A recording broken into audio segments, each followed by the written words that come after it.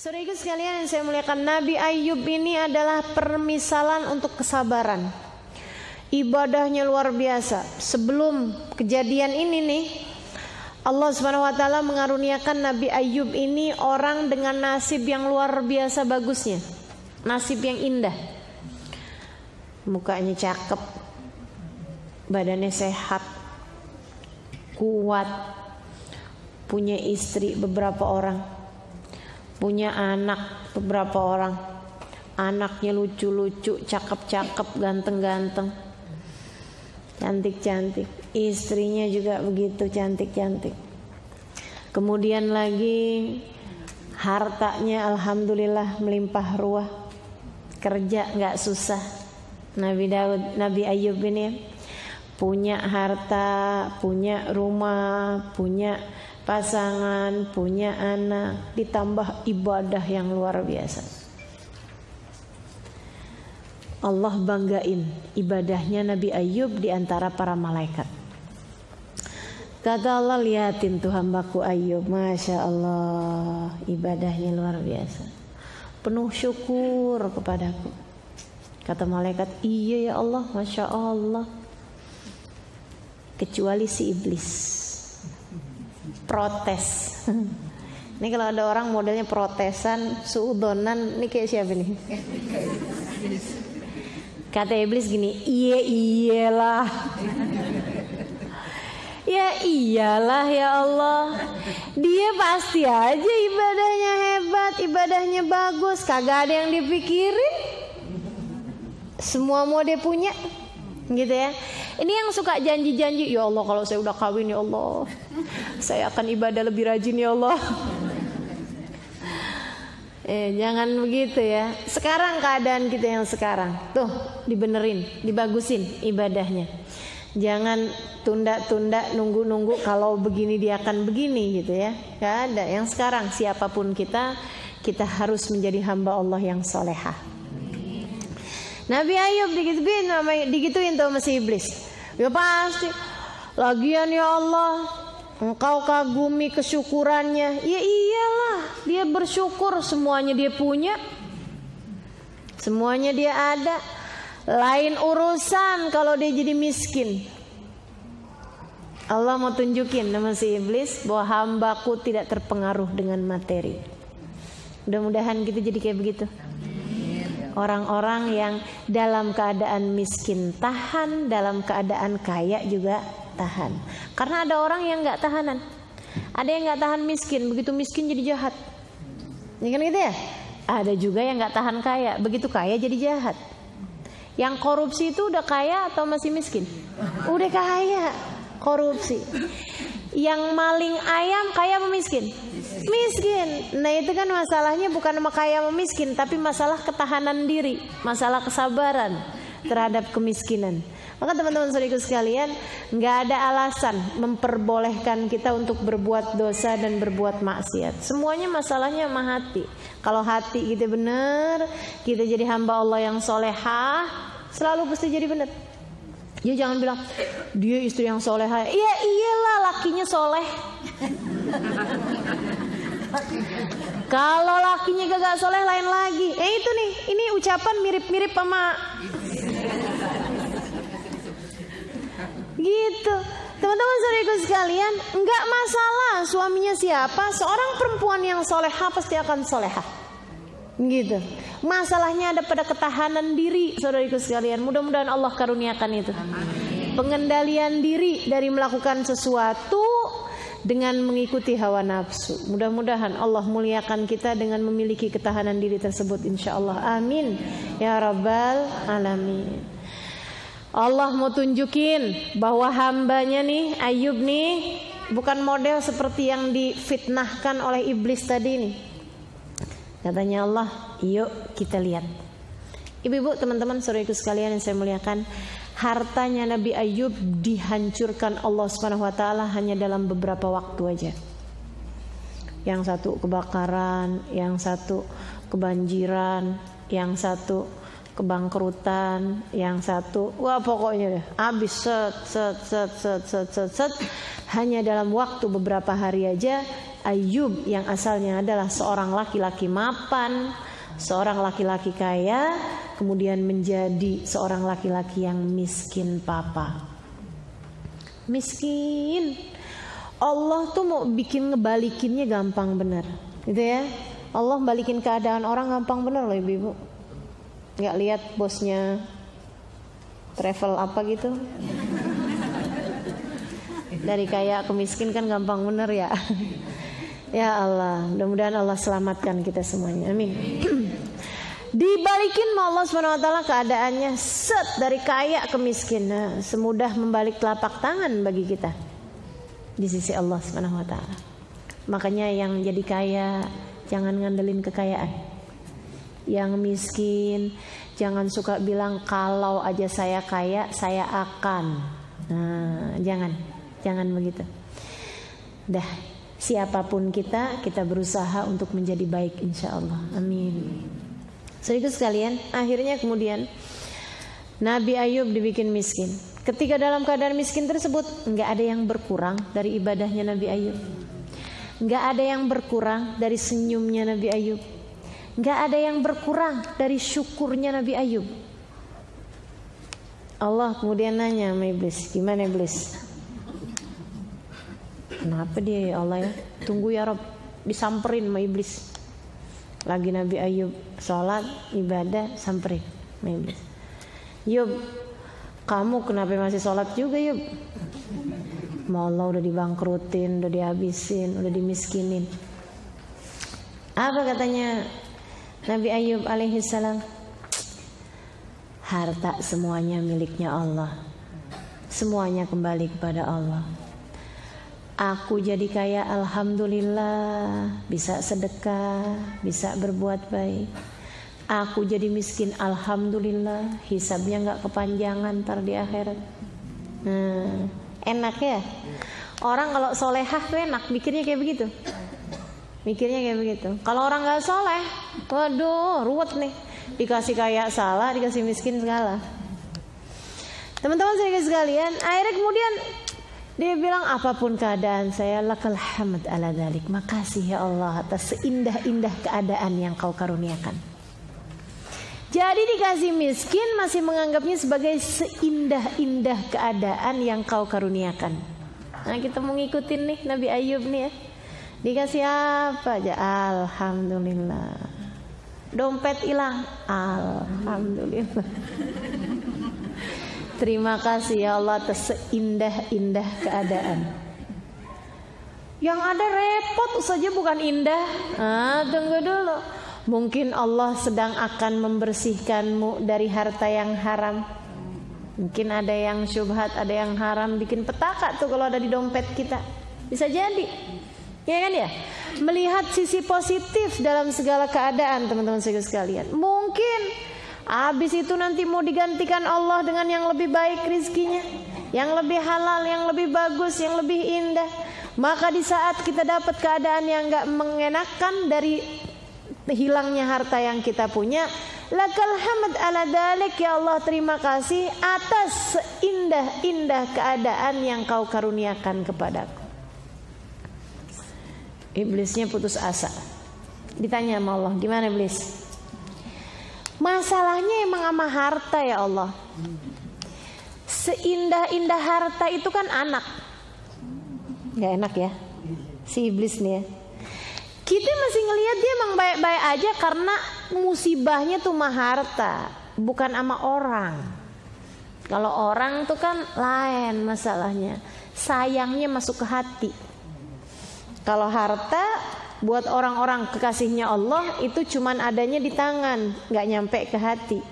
Itu para ulama salah satu doa mereka, Allahumma ja'alid dunya fi aidina wa la taj'alha fi qulubina. Ya Allah, jadikanlah dunia cukup di tangan kami aja, jangan kau masukkan dunia di dalam hati kami. Gitu. Kalau dunia nggak masuk di hati, nggak sampai bikin sakit hati. Gitu ya. Sampai ada orang bangun toko lebih laku, dia kemudian pergi ke dukun. Ini yang begini-begini dunianya masuk sampai ke hati. Tapi kalau dunianya nggak masuk sampai ke hati, nggak ada sakit hatinya, biasa-biasa aja. Kan gitu ya. Ada harta yang hilang, cuman yang di tangan aja kok, gitu, nggak jadi masalah. Teman-teman saudara sekalian, akhirnya kemudian katanya Allah, coba kita lihat, dikasih wabah, dikasih penyakit menular di antara keluarganya Nabi Ayub. Anaknya mati semua. Berapa banyak? Lebih dari 10 orang mati, atu. Sisa berapa? 0. Kebayang gak sih? Allah tuh kalau mau ngasih ujian kepada hambanya. Kenapa kok nabi-nabi ini kalau saya perhatikan kalau dikasih ujian ekstrim, iya kan? Kenapa? Buat ngasih pelajaran. Wa dzikra lil abidin, kata Allah gitu. Buat ngasih peringatan kepada hamba-hambanya yang ahli ibadah. Jadi kita kalau kemudian ada dikasih ujian, kita bilang, ya Allah, yang disisain sama Allah masih jauh lebih banyak daripada yang dia ambil. Kita kalau kehilangan dompet, alhamdulillah dompet doang yang hilang. Rumah masih ada, ya kan gitu ya? Yang lain-lain masih ada. Selalu kita kalau dikasih ujian sama Allah, yang diambil sama yang disisain masih banyakan yang disisain. Coba perhatiin. Makanya katanya Sayyidina Umar bin Khattab, kamu kalau dikasih ujian dunia harus ingat bahwa yang disisakan oleh Allah SWT jauh lebih banyak daripada yang dia ambil dari kita.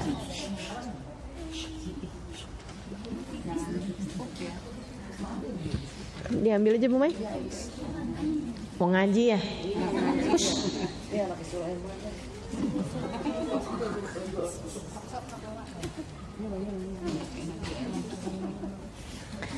Baik, teman-teman saudaraku sekalian, Nabi Allah Ayub dikasih ujian dari harta melimpah ruah menjadi 0, nggak punya sama sekali.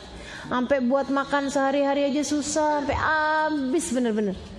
Bersama dengan itu dikasih penyakit, ngabisin semua dari anak-anak beliau. Istrinya nggak tahan, udah anaknya mati, hartanya kagak ada. Akhirnya kemudian ada yang minta cerai, ada yang meninggal, gitu ya. Banyakannya minta cerai, kecuali 1 orang istri aja. 1 orang istri yang bertahan. Siapa namanya? Rahmah. Nah, saya tahu nih istrinya nih. Kalau istri-istri yang minta cerai siapa namanya? Kagak kenal. Karena saya suka mempelajarinya yang soleh-solehahnya aja, iya nggak? Kita nggak perlu tahu siapa yang nggak solehah, tapi kita perlu kenalan sama yang solehah. Ini yang solehah namanya Sayyidah Rahmah, Siti Rahmah, namanya Rahmah. Rahmah ini adalah cucu dari Sayyidina Yusuf alaihissalam dalam pernikahannya dengan Sayyidah Zulaikha. Siti Zulaikha itu kawin sama Nabi Ayub, Nabi Yusuf alaihissalam punya anak, gitu ya. Kemudian anaknya tersebut punya anak perempuan namanya Siti Rahmah yang menikah dengan Nabi Allah Ayub. Dan dia tuh emang yang namanya doa kakek-kakek itu jangan diremehkan. Doa orang tua itu jangan diremehkan. Sehingga nih perempuan di antara istri-istri Nabi Ayub yang enggak tahan hatinya untuk minta cerai dan meninggalkan Nabi Ayub, dia satu-satunya yang tahan. Barangkali salah satu sebabnya adalah karena doa dari nenek kakeknya, gitu ya. Daya itu adalah Sayyidah Siti Zulaikha dengan Nabi Allah Yusuf semasa hidup mereka. Kita makanya kalau doa itu jangan sampai lepas dari mendoakan keturunan-keturunan kita. Ya Allah, sayangi saya, anak-anak saya, keturunan saya, Allah. Rabbi ja'alni muqimis shalah wa min dzurriyyati. Ya, Nabi Allah Ibrahim alaihissalam doanya begitu. Ya Allah, jadikan saya orang yang bisa mendirikan salat. Saya doang enggak, wa min dzurriyyati, dan semua anak keturunan saya, Allah. Anak keturunan sampai cucu-cucu. Nah kan belum tentu kita punya cucu. Ya udah doa aja dulu. Sehingga kalau nanti ada cucunya udah siap jadi anak soleh. Kan gitu ya? Ke bawah-bawah kita gitu. Ya ampun Ustazah, masa sih kita mau ngedoain anak kawin aja belum? Gak apa-apa, didoain aja dulu. Saya gitu. Saya kalau doain anak-anak saya. Mana anak-anaknya? Belum ada. Tapi seenggaknya kalau nanti mereka ada, mereka sudah siap untuk menjadi orang-orang soleh dengan berkah doa orang tuanya. Kan begitu? Teman-teman sekalian, Nabi Allah Ibrahim alaihissalam doa Rabbij'alni muqimas shalah wa min dzurriyyati dari sebelum beliau punya anak. Ya udah doain, bukan cuma anak, sampai cucu, sampai keturunan ke bawah. Makanya jangan berhenti mendoakan keluarga kita, bahkan anak cucu kita dari sejak sekarang. Itu hasilnya nanti itu. Di antara istri-istrinya Nabi Ayub yang nggak tahan, ada yang tahan, yaitu Sayyidah Rahmah atau Siti Rahmah ini. Barangkali seperti yang tadi saya bilang adalah disebabkan keberkahan doa para orang-orang tuanya di masa lampau. Gitu. Satu doang nih yang bertahan. Miskin, gak punya papa. Segitunya nguburin anak satu. Nabi Ayub sedih. Tapi habis itu alhamdulillah ala kulli hal. Tiap dengar kabar anakmu yang satu lagi meninggal dunia, alhamdulillah ala kulli hal. Hampir tiap hari nguburin anak atu. Gitu ya, makanya ya, kalau lagi datang musibah berat-berat kita ingetin, ya Allah, Nabi Ayub sabarnya luar biasa, nunjukin kepada kita caranya ngadepin ujian. Alhamdulillah ala kulli hal. Gitu. Sehingga sekalian, ibadah gak kurang, syukur gak kurang. Tiap keadaan apa aja, ya Allah terima kasih atas keadaan indah yang kau berikan. Terima kasih atas seindah-indah keadaan. Gimana iblis? Iblisnya nyamperin Nabi Ayub. Yub, kenapa sih Yub masih ibadah aja Yub? Bukannya anak udah pada habis Yub? Katanya Nabi Ayub, alhamdulillah. Maksudnya gimana Yub? Mereka di sisi Allah pasti jauh lebih bahagia. Gitu ya, luar biasa bener ya Nabi Ayub. Allah memberikan seindah-indah keadaan kepada mereka dan seindah-indah keadaan kepada saya. Saya juga emang lagi kesulitan menafkahi, jadinya sekarang anak-anak gak ada. Alhamdulillah, dinikmatin, disenengin, dikasih rezeki langsung sama Allah. Apa yang gak saya syukuri? Iblisnya iya juga sih ya. Ini kan kalau kita mau nyari sisi-sisi positif dalam setiap keadaan yang paling gak enak sekalipun pasti ketemu teman-teman. Masalahnya tinggal sudut pandang, mau ngelihat kemana gitu. Masalahnya ada pada keindahan memandang segala sesuatu. Dan itu sangat berpengaruh bagi kehidupan kita. Ingat ceritanya 2 orang sakit di rumah sakit. Yang satu duduknya, yang satu tempat tidurnya nih deket sama jendela. Yang satu lagi masuk belakangan, duduk agak jauh dari jendela. Satu kamar isinya 2 orang, nggak saling kenal. Si yang kedua nih, yang sakit kedua nih, sakitnya parah banget, sampai bener-bener nggak bisa gerak dari tempat tidur. Si yang pertama tuh, yang satu itu selalu aja suka berdiri depan jendela. Jadi siang ini udah agak-agak bayan, udah bisa ngobrol nih, apa nanya gitu. Kamu lagi ngeliat apaan sih? Katanya si B kepada si A. Si A bilang, wah itu di depan saya nih ada danau, cakep bener. Ada angsanya lagi jalan, katanya gitu. Oh iya, coba ceritain. Ada angsanya warna 2 putih-putih, diikutin sama anak-anaknya, katanya gitu. Wah, cerita tuh tiap hari tuh. Dia bilang, wah hari ini ada sepasang suami istri sepertinya lagi jalan bersama-sama di tepi danau. Besokannya lagi, siang kemarin tuh suami istri dijengukin sama anak-anaknya, gitu. Jadi tiap hari punya cerita nih tentang apa yang dilihat di belakang jendela tersebut. Satu ketika si orang ini nih, si A nih meninggal dunia.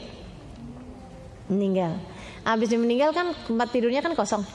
Si yang B bilang, suster pindahin saya napa ke tempat tidurnya dia, biar saya juga bisa memandang jendela juga kayak dia itu.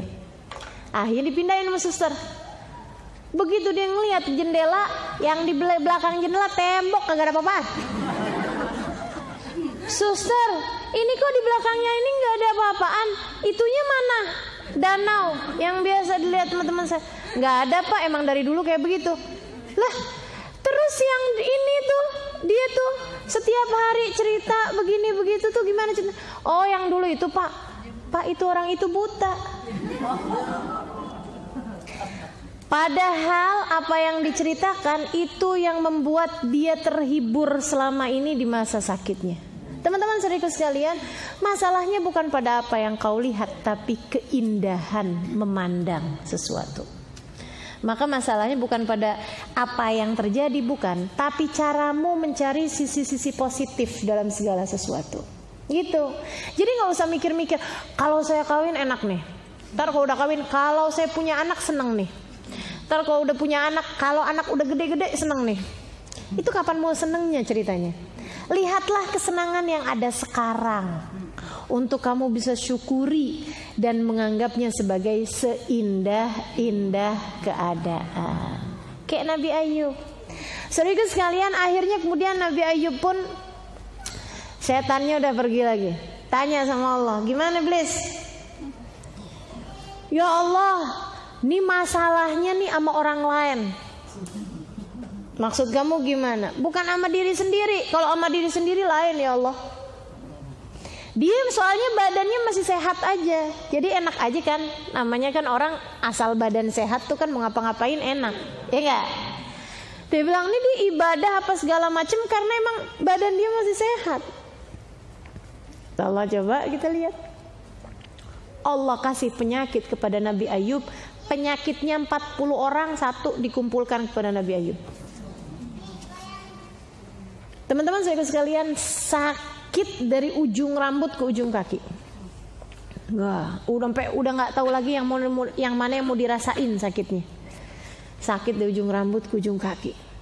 Tapi tidak seperti yang dikabarkan di Israiliyah ya, yang katanya sakitnya sampai keluar ulet-ulet. Wah, itu nggak mungkin. Itu mustahil.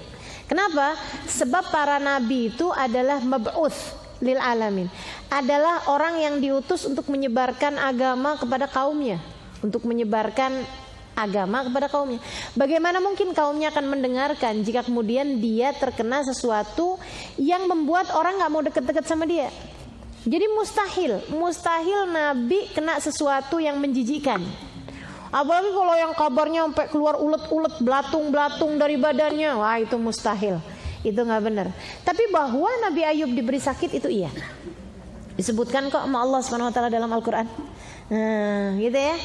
Jadi Nabi Ayub dikasih sakit yang luar biasa, ditambah dengan rumahnya udah nggak ada. Akhirnya kemudian Nabi Ayub pun dibawa pergi ke tengah-tengah hutan.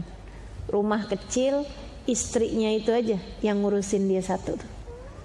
Nabi Ayub di pengasingan, rumah kecil sepetak, berduaan aja.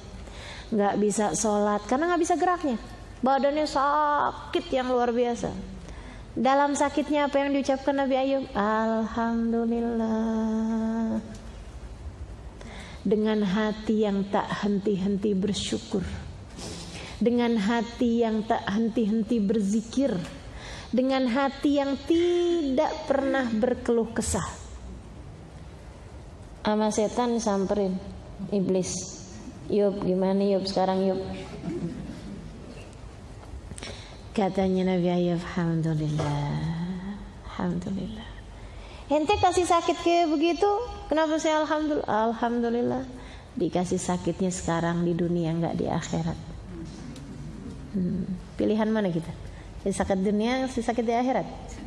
Jadi kalau kita lagi dikasih sakit nih, Alhamdulillah, ya Allah, mudah-mudahan sakit yang ini membuatku terselamatkan dari sakit di akhirat. Sakit di akhirat gak bisa nyari obat. Sakit di akhirat gak ada yang bisa tahan, teman-teman sekalian. Sakitnya dibakar dalam neraka jahanam. Famasbarahu malandar. Kata Allah, aku mau lihat kayak apa kalian sabarnya terhadap neraka. Gak ada yang mampu. Gak ada yang mampu sabar. Tapi sakit di dunia, la yukallifullahu nafsan illa wus'aha. Tidak akan Allah berikan kepada kita sesuatu penyakit atau apapun di luar kemampuan kita menanggungnya. Gak ada. Makanya kenapa Allah ciptakan pingsan. Kalau tubuh manusia tidak lagi dapat menanggung kesakitan jenis itu, Allah akan jadikan dia pingsan. Rahmatnya Allah Subhanahu wa taala. Makanya orang kalau lagi tabrakan, muduh gitu ya, tabrakan, ini hancur, apa yang terjadi? Pingsan. Berapa lama pingsannya? Tergantung dari kemampuan tubuh untuk bisa tahan terhadap penyakit tersebut. Kalau udah tubuhnya kira-kiranya tahan, disadarkan sama Allah Subhanahu wa taala.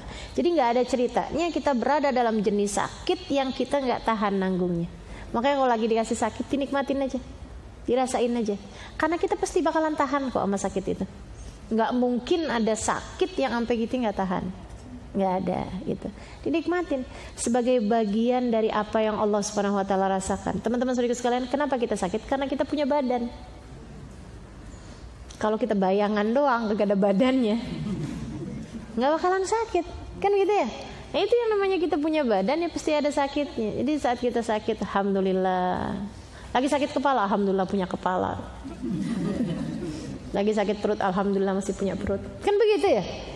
Nah itu, jadi kita nikmatin, kita syukurin, alhamdulillah ya Allah. Nabi kalau dikasih sakit bilangnya alhamdulillah ala kulli hal. Ya Allah, terima kasih atas keadaan apapun yang kau tempatkan aku. Nabi itu ngajarin kita indah bener. Maka saudaraku sekalian saya muliakan, bahkan sakit pun beliau syukuri sebagai bagian dari hal yang seperti itu. Alhamdulillah dikasih sakitnya di dunia, alhamdulillah nggak dikasih sakit di akhirat. Apalagi mengingat kalau model orang-orang kayak kita nih, teman-teman saudaraku sekalian, sakit tuh ngapusin dosa. Sakit itu ngapusin dosa. Makanya orang-orang yang dosanya udah terlanjur besar, yang dimurka sama Allah SWT, malah gak dikasih sakit. Fir'aun itu sepanjang hidupnya flu aja gak pernah. Fir'aun tuh sepanjang hidupnya sakit kepala gak pernah, teman-teman saudara sekalian. Tapi manusia paling agung baginda Nabi besar Muhammad alaihi salam, kalau sakit kepala sampai ngiket kepalanya pakai kain, sambil bilang waraksah, duh nikmatnya kepala ini, gitu katanya. Orang paling mulia di atas muka bumi ngerasain sakit kayak kita juga, bahkan lebih besar sakit beliau dibandingkan dengan kita. Makanya dah alhamdulillah, alhamdulillah. Kalau kita lagi dikasih sakit, ya Allah, ini pasti adalah saranamu untuk menghapuskan dosa-dosaku. Makasih ya Allah. Coba diinget-ingetin. Kita ini seringnya dikasih sakit dari yang memang kita sering berbuat dosa dengan anggota tersebut. Gitu ya. Sariawan. Kebanyakan ngomongin orang. Sakit mata, suka ngintip. Suka ngelihat yang nggak benar, gitu tuh. Jadi saudara sekalian, emang kayak begitu gitu. Sakit kaki, iya zaman muda suka nonton layar tancap. Suka pacaran, jalan berdua sama pacarnya gitu ya. Nah itu kemudian dikasih sakit kakinya. Semua sakit tuh adalah buat ngapusin dosa-dosa kita. Maka alhamdulillah, jangan nyari penyakit. Jangan nyari penyakit. Tapi kalau kemudian kita di saat lagi dikasih sakit, alhamdulillah ala kulli hal. Makasih ya Allah atas keadaan apapun yang kau tetapkan, sebab itu adalah merupakan penghapusan, pengguguran dari dosa-dosa kita.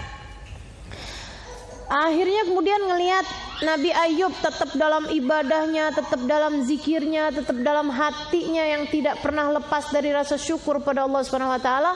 Setan pun putus asa. Setan pun putus asa. Enak ya kalau setan putus asa sama kita ya. Kapan nih ceritanya ada setan putus asa? La ilaha illallah. Akhirnya kemudian setannya ditanya sama Allah, gimana Iblis? Iya sih, dia mah emang gitu orangnya. Gak berhasil saya ya Allah. Udah kamu tahu? Iya emang luar biasa bener tuh sabarnya. Udah ya? Iya ya Allah. Allah kemudian bilang, ni'mal abad innahu awwab. Oh Ayub ini emang seindah-indah hambaku. Karena dia selalu mengatakan bahwa terima kasih Allah atas seindah-indah keadaan yang kau tetapkan.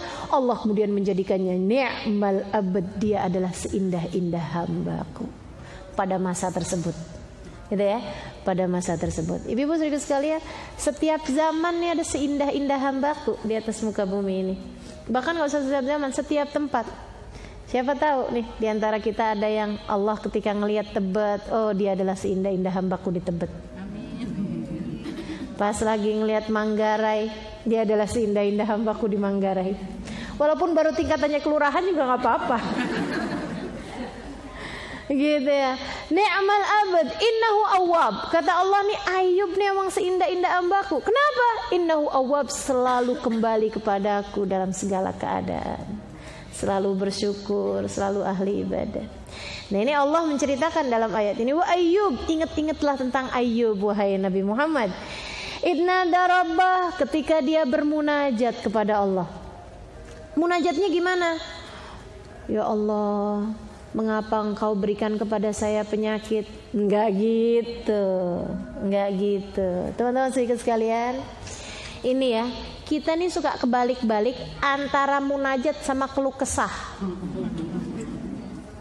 Ini mesti pinter-pinter bedain. Makanya katanya Imam Ghazali, belajar kamu, jangan pernah berhenti belajar, biar kamu ngerti yang mana yang munajat, yang mana yang berkeluh kesah. Sebab kalau kamu berkeluh kesah, Allah murka padamu. Tapi kalau kamu bermunajat, Allah cinta padamu. Nah ini kan sesuatu yang bisa bikin cinta sama sesuatu yang bisa bikin murka, kan jauh banget gitu. Kita kirain kita tuh sholat sambil nangis-nangis, kita kirain kita lagi khusyuk, kita kirain kita lagi bener, padahal Allahnya murka. Kenapa? Karena kita sembilan sholat, ya Allah susah banget sih hidup saya ya Allah.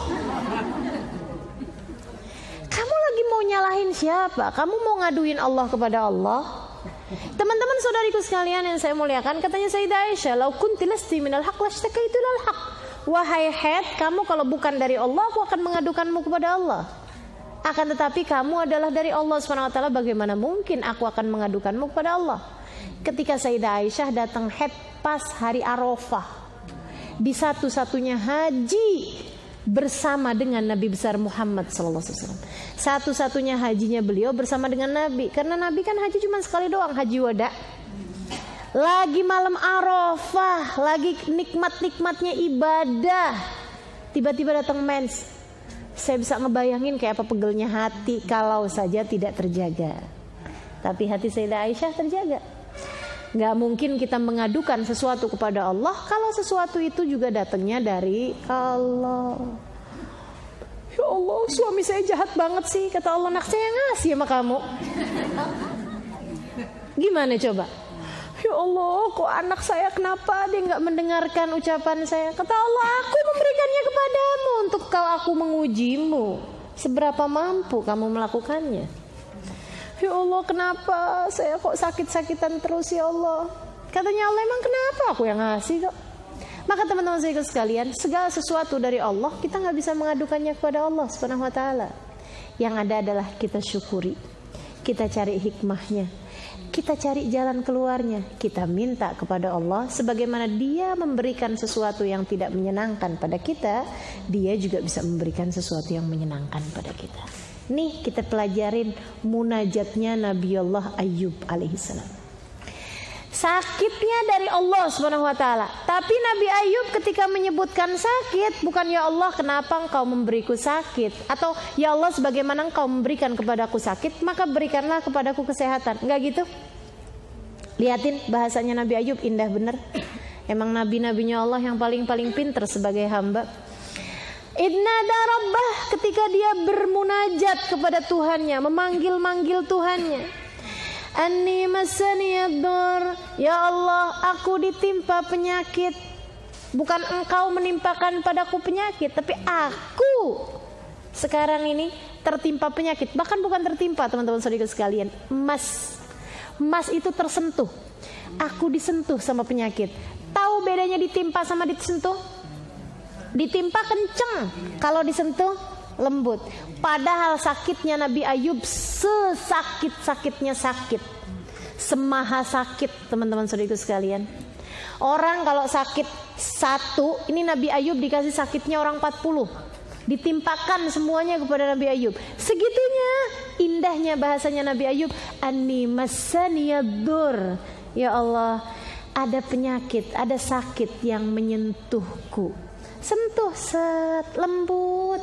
Nabi Ayub merasakannya seperti itu. Walaupun pada kenyataannya yang datang kepada beliau adalah timpaan yang sangat-sangat besar. Cakep bener ya.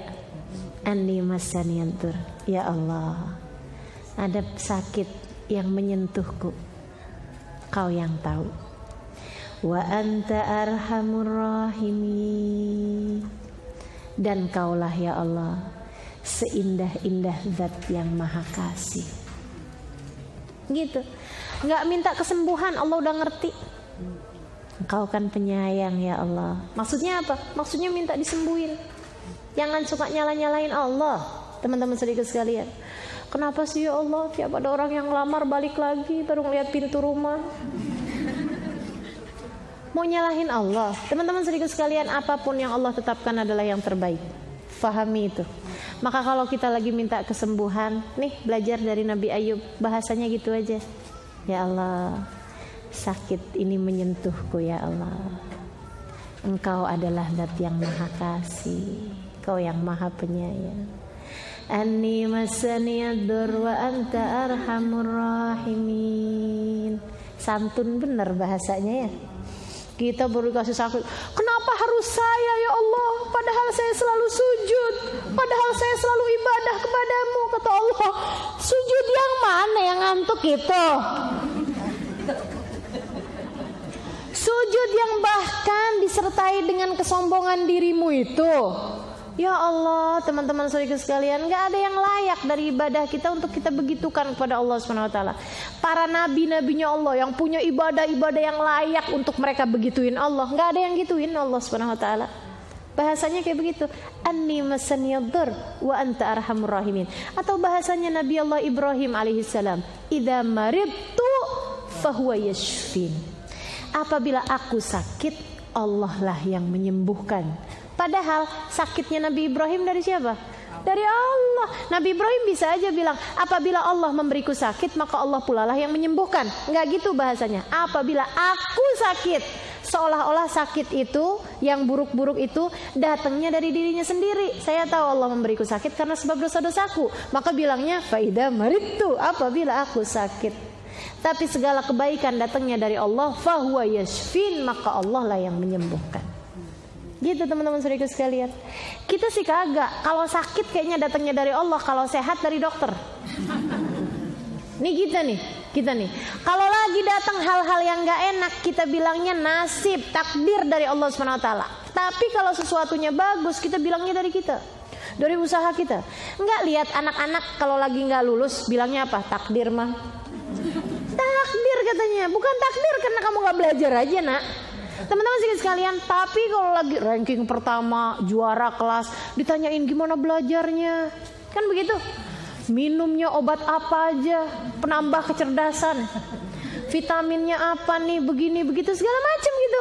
Jadi kayaknya kalau yang buruk-buruk datangnya dari Allah, kalau yang bagus-bagus datangnya dari diri kita sendiri. Kan serem bener. Orang kalau lagi yang bagus-bagus nih, nikah misalnya, ditanyain gimana ceritanya sih, kok bisa ketemu sama suaminya, Masya Allah bener tuh kayaknya. Tanyain, kayaknya usaha dia gitu. Tapi kalau bercerai, takdir.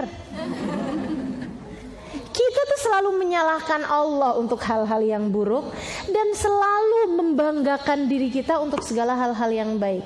Seharusnya dibalik teman-teman. Faida maridtu fahuwa yashfi. Harusnya dibalik. Anni massaniyad-dur wa anta arhamur rahimin.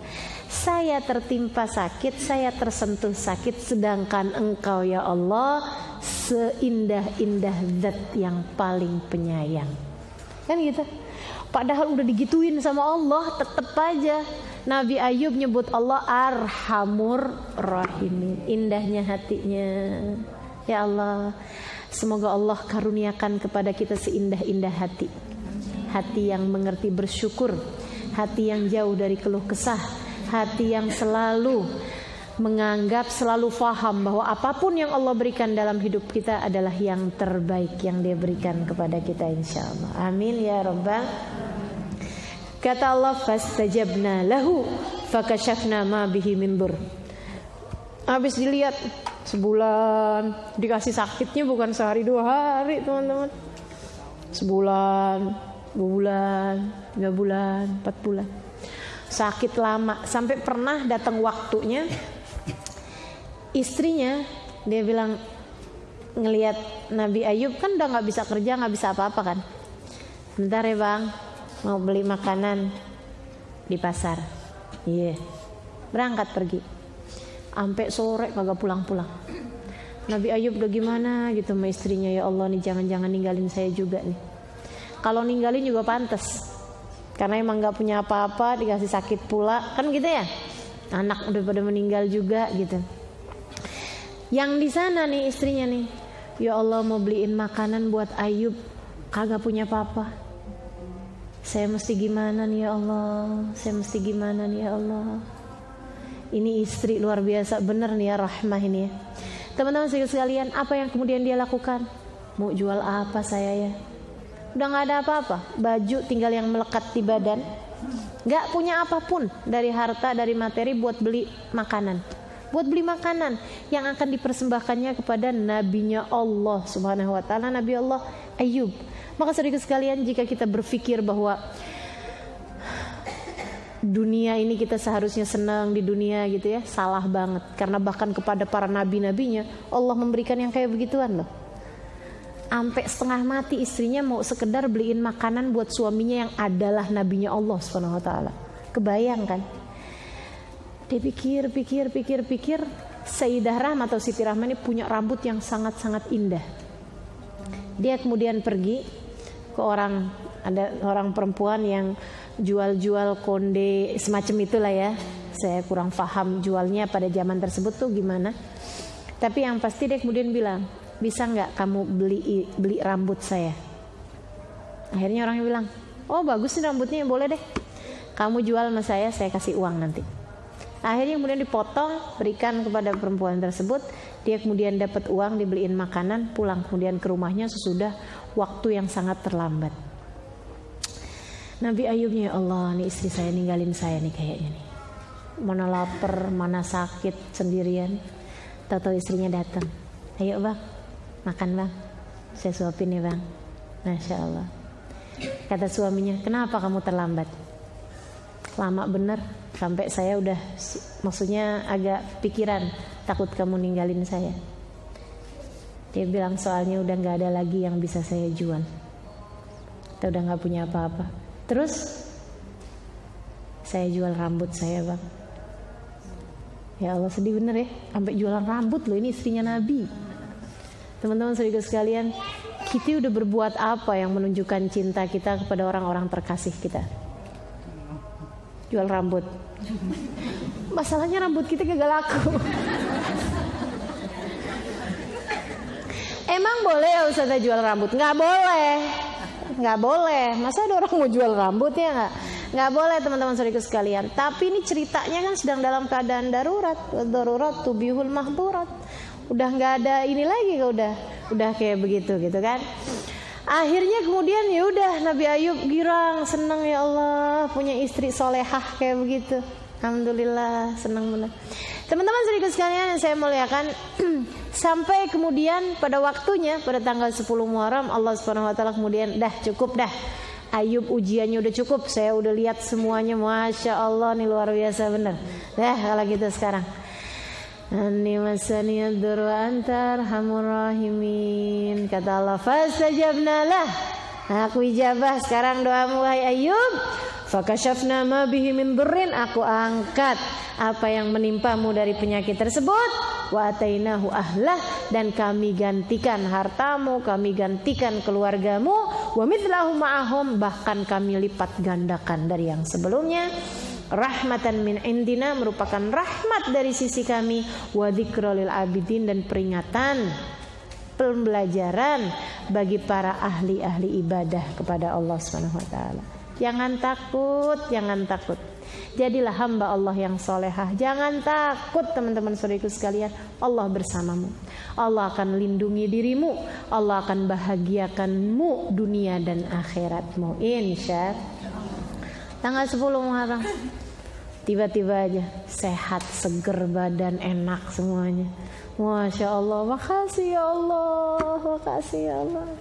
Gak lama kemudian Rahmahnya hamil, punya anak. Saya nggak paham ya, ini sampai sama Allah SWT dijadikan berkali lipat tuh, mungkin barangkali sekali lahiran berapa orang gitu kan ya. Masya Allah. Sedikit sekalian yang saya muliakan, Allah gantikan hartanya, Allah muliakan kehidupannya Nabi Ayub alaihissalam, buah dari kesabaran beliau. Ini nggak apa-apa. Jika dalam hidupmu engkau sedang melewati masa-masa pahit, tetaplah yakin bahwa Allah SWT adalah seindah-indah zat yang memberikan kepada kita karunia.